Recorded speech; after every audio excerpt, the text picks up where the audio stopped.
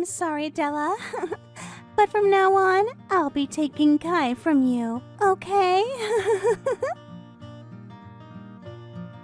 What kind of reason is that? The two of you get back here right now. I don't even get why you think texting me something like that was such a good way to try and end things. I am not going to let you off the hook, Remy. I don't really care if you're okay with this or not. That's why I think the two of us should just calm down now. But you just took your older sister's fiancé from her. Why the hell would you do something so horrible to me? For how long even have the two of you been dating behind my back? We only just started going out with each other. Kai and his friends came into the bar I've been working part-time at, and after talking for a little while, they asked me to join them for drinks after my shift finished, and so I did. And then from there, the two of us started to really get into one another, and that's how we started dating. What?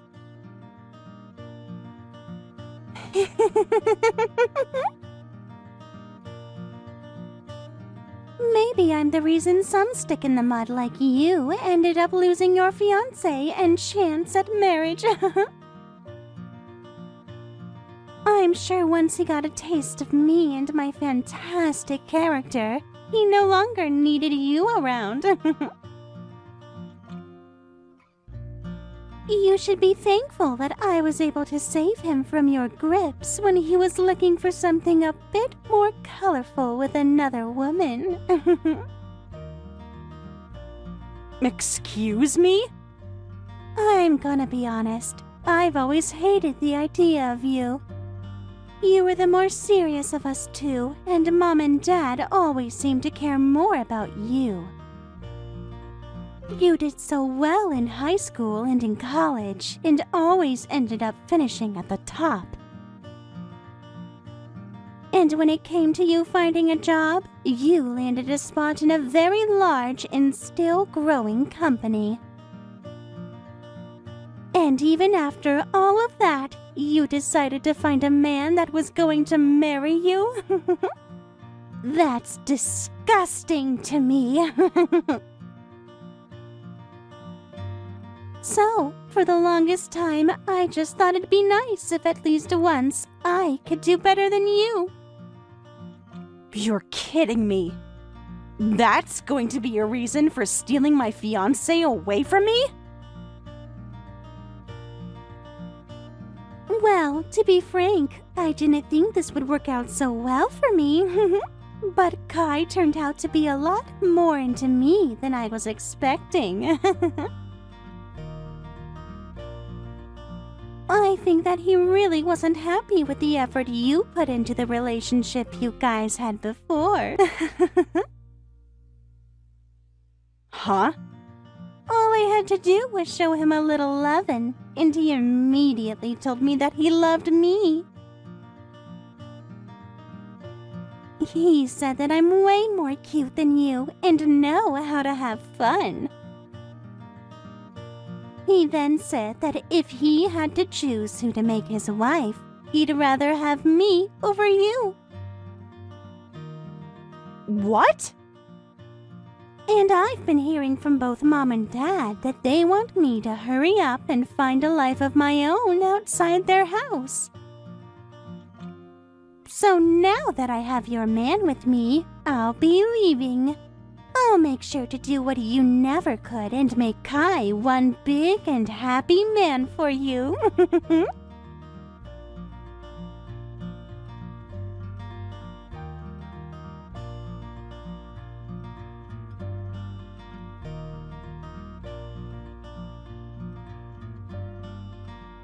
Hey, Kai, do you really plan to just throw away the plans you and I had together?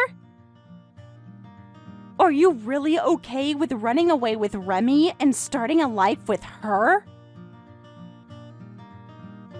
Yeah, I plan on marrying Remy now. But having to marry your little sister after saying I would marry you, I don't think that'll go over well with your guys' parents. And so that's why I think the two of us are going to stay away from you guys forever and have our wedding. We have been dating for 5 years, and I was so happy to have you finally propose to me. So why the hell would you throw me away like this? Was there something so wrong with me that'd make you choose that path? Well, there was, yeah. If you want me to make this blunt, I'd say that dating you always tired me out a lot. You were always way too serious about everything. I was fine with that at first, but being with someone as perfect as you started to put loads of pressure on me. Huh? You ended up graduating from a university far better than mine, and with all the work you found, you're making way more than me in a year. And when it comes to your cooking and cleaning, you're just too perfect. You've even started to diet for the wedding we had planned on, and you've lost 15 pounds. Being next to someone that is so perfect and does everything right, it's tough. You're saying that's all been tough on you? I remember you telling me something completely different when we started dating. You said that you liked all those things about me, right? You would always cheer me on doing so well, but now you're saying that was too much for you?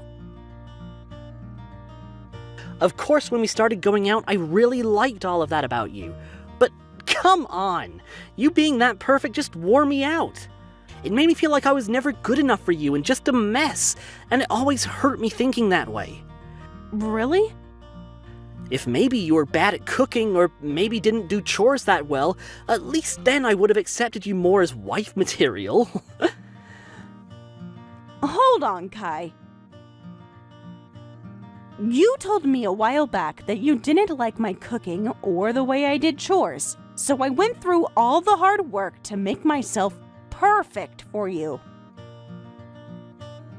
And now you're saying you don't like that and want me to have some weak points?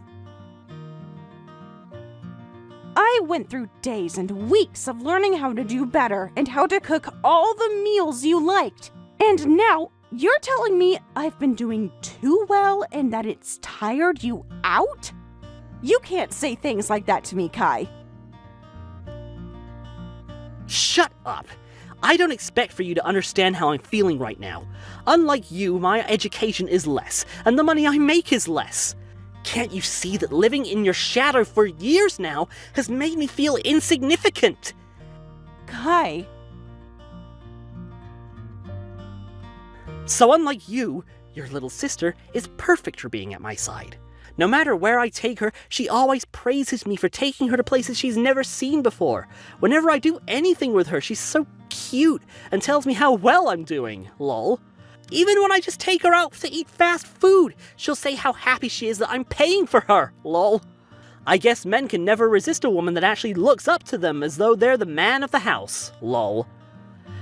I see. So you never got any of those reactions from me then, huh?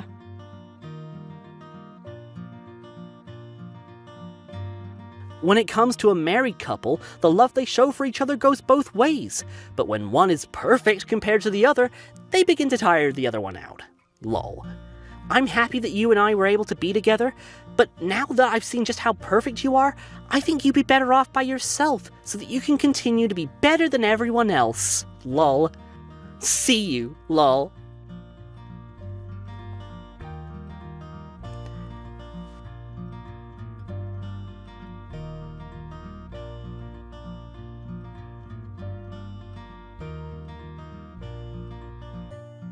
Della, I plan on coming back to Mom and Dad's new house that you guys ended up getting today.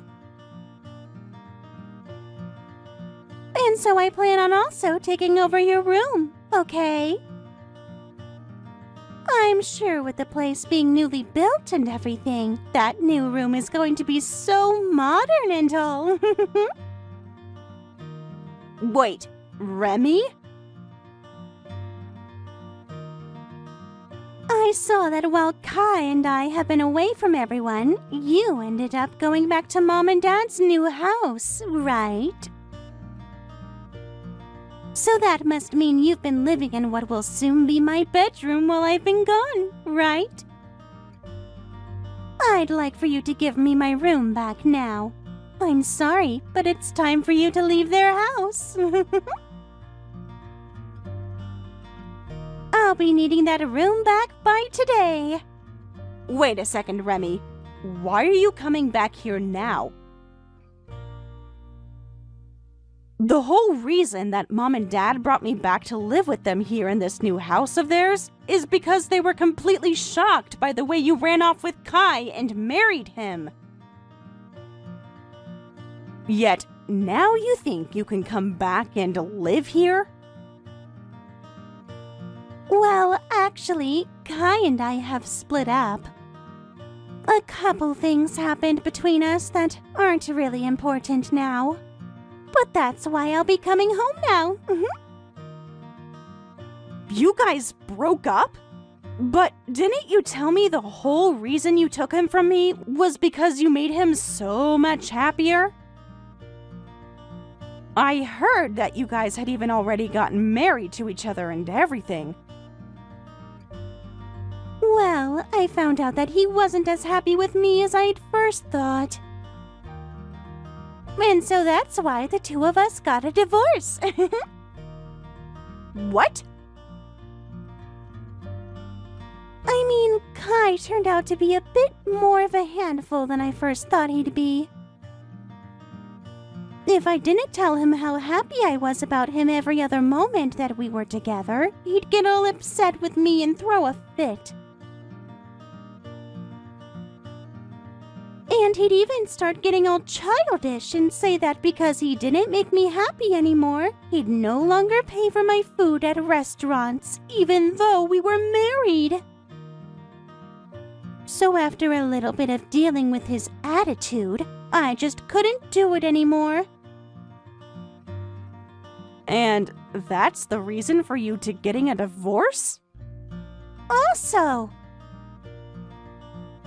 you'd think that because I'm so cute and he was able to get a young wife like me, he'd work harder to make more money for us, right? Well, after 3 years, he still wasn't making any more than he was when we first met. I thought that if he could be with someone as amazing as you, he'd at least be able to make a lot of money himself. Yet he never once got a raise or anything, so I told him it was over. And so you think you can just casually come home and take this house from me now? I can't believe you're not even embarrassed by any of that. Huh? Why would I be embarrassed? There's tons of people that return to their parents' house after getting divorced.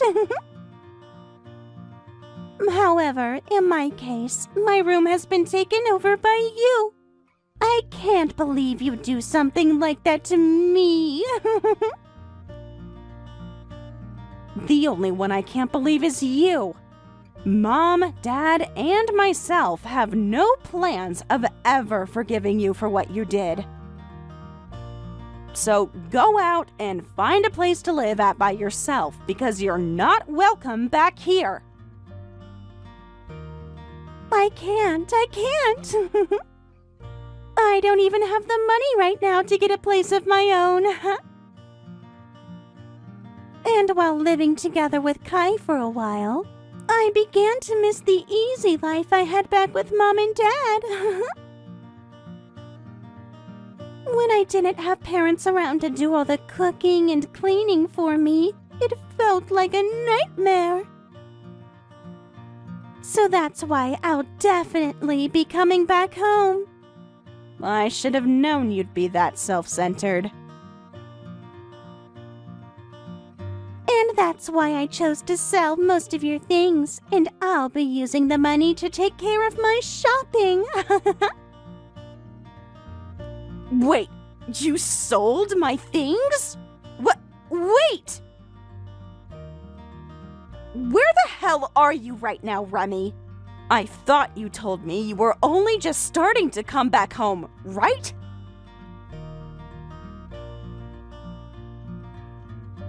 Huh? Actually, I've been at the new house for a little bit now.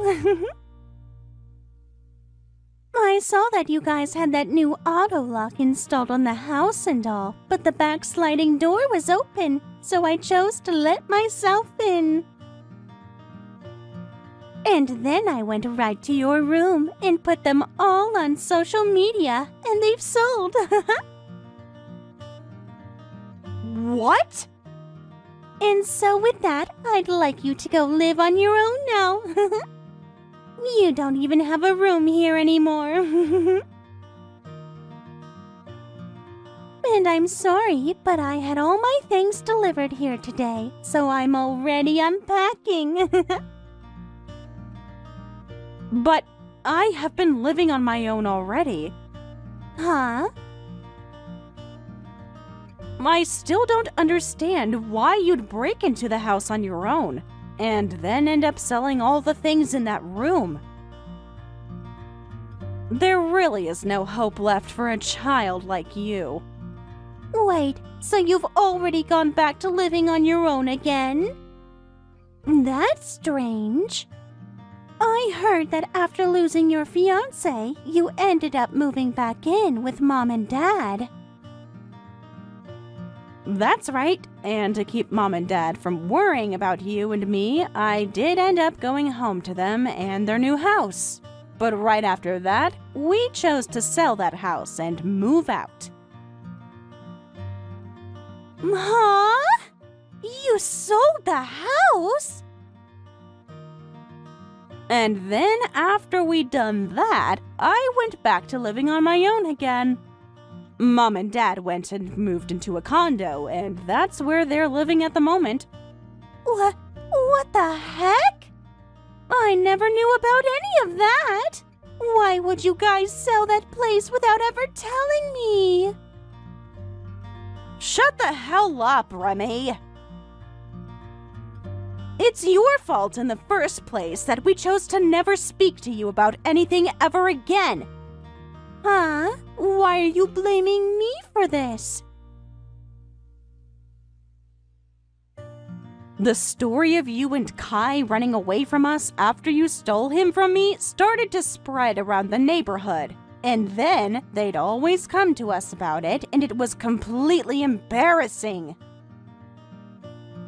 No matter what we tried to do or where we tried to go, everyone was talking about how we did something wrong to upset you two, and that's why you ran. And since we could never get anyone to shut up about you guys, we had to end up running ourselves. Wow! So that all happened while I was gone, huh? We thought that at some point everyone would just leave us alone and we could wait until then. But over time, more and more people would come by and say things to us, and it was driving us mad. Luckily, at the time we all were fed up, Dad was able to get his retirement, and we were able to sell that house. Is that so?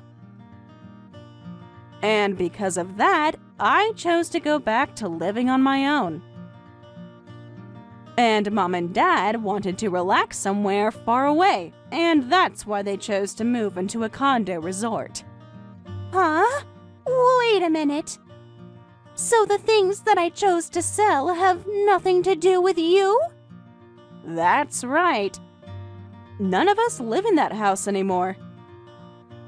Well then, whose things did I end up selling and throwing away? It's none of your things, and you guys ended up selling this place. Whose things were all of those? I have no clue. We left that house to be sold by the realtors. I heard that they might have turned to renting the house out. Maybe those things that were in there belonged to the realtors or something like that. But Mom and Dad and I have no idea who's living there now. Oh crap, oh crap, oh crap! So that means that I've just broken into the house and sold the things of someone I don't know? I really just did something that I really shouldn't have done, right? Yeah. Normally, that'd be something that the police would have to get involved with, and that's why I took the liberty of calling them for whoever owns that house. I think that both the police and the realtors will be showing up there soon now, so just hang tight and stay quiet so that they can handle everything for you. What? You're lying about calling the police on me, right? Did you really just sell me out to the police? I can't just look away from a crime, and so I'll be going now.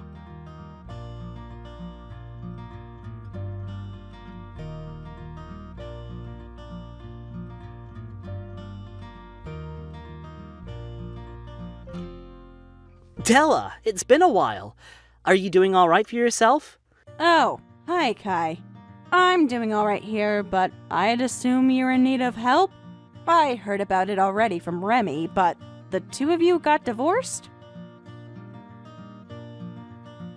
Yeah, I was finally able to get away from her, and things feel a whole lot better. Being married to Remy was the worst experience of my life. I honestly wonder why I even chose to marry her in the first place. Huh? At first, I thought it was cute how she always relied on me for everything. But things never changed between us, and she never got any better. She'd never work her job, and she'd barely be able to get any of the housework done. That whole time, it just felt as though I was the one doing everything. Having to live with someone like that really burned me out. But wasn't that the kind of marriage you wanted? After all, you didn't want to have to marry someone as perfect as me, right? That's the reason you said you loved Remy, and you ran off with her to get married. Well, I've finally realized what happened there. I was too naive at the time to realize that I really should have stayed with someone that was better than me. In reality, I have always still loved you, actually.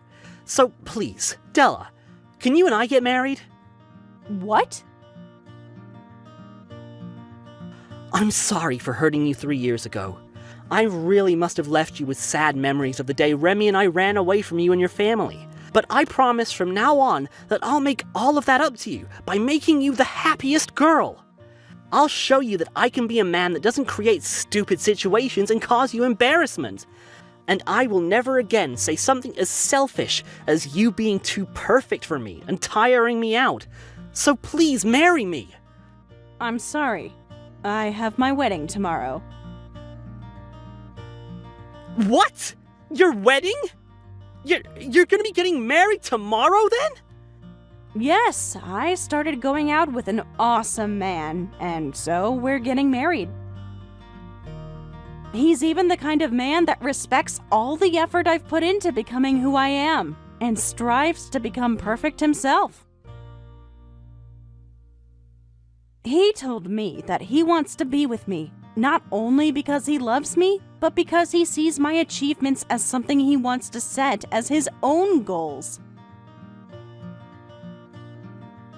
No, that guy is definitely lying to you. I'm sure he'll just end up like me from the past and leave you right before the wedding. I think if you plan to get married, you should come back to me. Thank you for worrying about me, but I'll be fine. The man I'm with now graduated from the same college as me, and he's even started working within the same company as me too. What? Unlike you, he seems to enjoy being with me and only feels the pressure to fight as hard as I do to succeed. And when I told him about the reasons why you left me for Remy, he started to burst out laughing about you. He said you had all the wrong reasons for feeling pressured. I just had to tell him that you were a pathetic man, lol. What? Excuse me? He even told me that even if either one of us begins to make far more than the other, he'd never let that be a reason to leave me. He said that having someone close to him that was strong enough to make large amounts of money makes him feel so happy inside. And that'll be the man that I marry tomorrow. Wait, Della. I've finally come around to noticing that as well. So don't you think it'd be easier to come back to me? I'm going to say no thank you. Well, now I have to start getting myself prepared for the wedding tomorrow. Have a good one, Kai.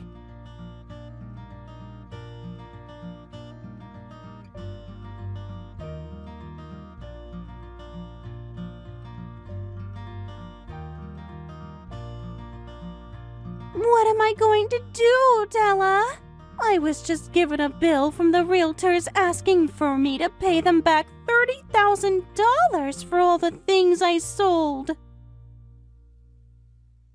They are telling me that if I don't get the money to them soon, that I'll be taken away by the police.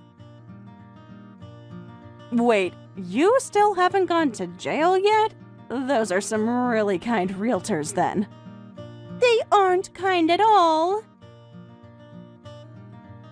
They're asking for $30,000. How would I ever be able to just have that kind of money laying around right now? But you have the money from selling all their things, as well as the money from the divorce, right? That should be enough to pay it all off. Well, if it's not too much to ask, can you help me out with this a little?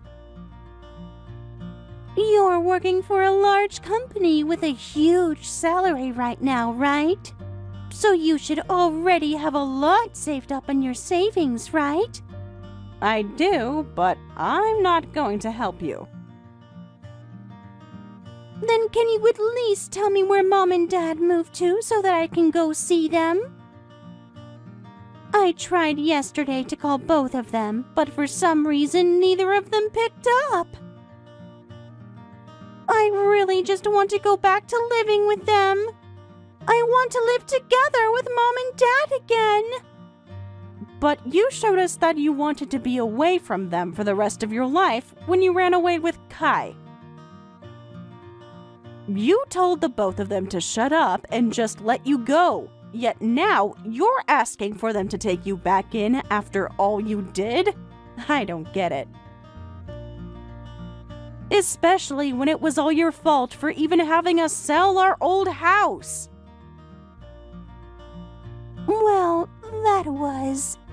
Well, I guess if you'd like, you can go talk with them. But I remember them both telling me very clearly that they don't want to see you anymore.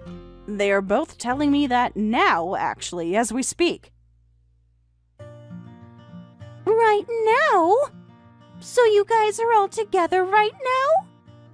Well, yeah, today's the day of my wedding, right? They're here right now to celebrate the wedding of their only daughter, after all. What? You're getting married today?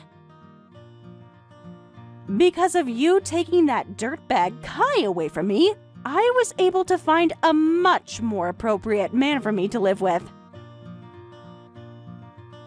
So I have to say thank you for that. But since you stole my fiancé from me, I will never be forgiving you. Now, have a great time with the police. You don't have the money, so you might as well make it easy for everyone and go to jail.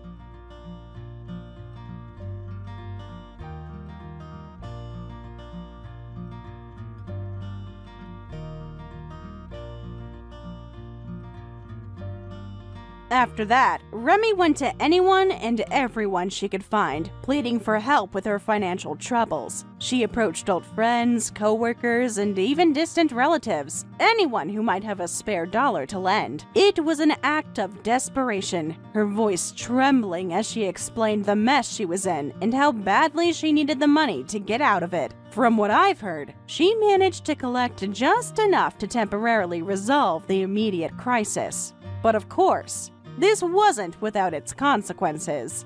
Many people only gave her money reluctantly, their faces filled with doubt as they handed over small bills. Some outright refused, chastising her for her poor decisions or pointing out that they had their own struggles to deal with. Despite the humiliation she endured, Remy somehow scraped together enough to pay off the debt collectors who were breathing down her neck. But the relief was short-lived. She had to hand over every cent she had gathered, leaving her with nothing to live on. That's how she ended up stuck working nights at a local bar in town, a job she absolutely detested. The bar wasn't exactly a classy establishment either. It was one of those places where the floor always seemed sticky, the jukebox played the same tired songs, and the regulars were rowdy and prone to causing trouble. Remy worked there every single day of the week, often pulling long shifts that left her physically and emotionally drained. She had no days off, no breaks to recover, and no escape from the monotonous grind of pouring drinks, cleaning up messes, and dealing with drunk patrons who sometimes got a little too handsy or confrontational. It was a miserable existence, but she had no choice. It was the only way she could keep herself afloat, at least for the time being. Rumors began to swirl around town about her situation, and none of them were good. Word spread that everything she'd been through was really starting to take its toll on her. People whispered that she looked more exhausted and disheveled with each passing day. Some said she had started gambling again, clinging to the hope of a miraculous win that could solve all her problems. The irony was almost cruel. Gambling was what had landed her in trouble in the first place, and now it seemed to be dragging her even deeper into the abyss. Apparently, she was visiting seedy casinos and back-alley poker games whenever she had the chance, desperately chasing that elusive lucky hit.